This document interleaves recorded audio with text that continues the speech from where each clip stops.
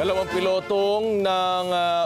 piloto ng nawawalang FA-50 fighter jet patay na nang matagpuan sa Mount Kalatungan sa Bukidnon. Alamin natin ang detalye kay Mar Gabriel. Mar.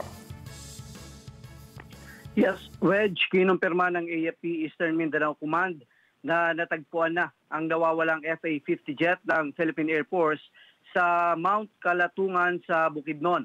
Ayon kay Lieutenant General Luis Bergante, Commander ng AFP Eastern Mindanao Command, bandang alas 11 ngayong umaga nang matunton ng search and rescue team ang nawawalang fighter jet kasamang natagpuan ang dalawang piloto na nasa loob pa umano ng eroplano at parehong wala ng buhay.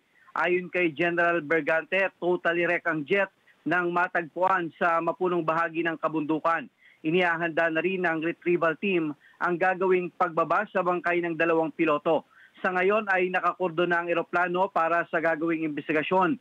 Madaling araw kahapon ang mapaulat ng bigla ang pagkawala ng fighter jet habang nagsasagawa ng tactical night operation kasama ang iba pang fighter jet. Ayon sa Philippine Air Force, grounded na ngayon ang 11 pang natitirang FA-50 fighter jet habang nagpapatuloy ang investigasyon sa insidente. Para sa Mata ng Agila, Mar Gabriel, matatag, matapang, matapat.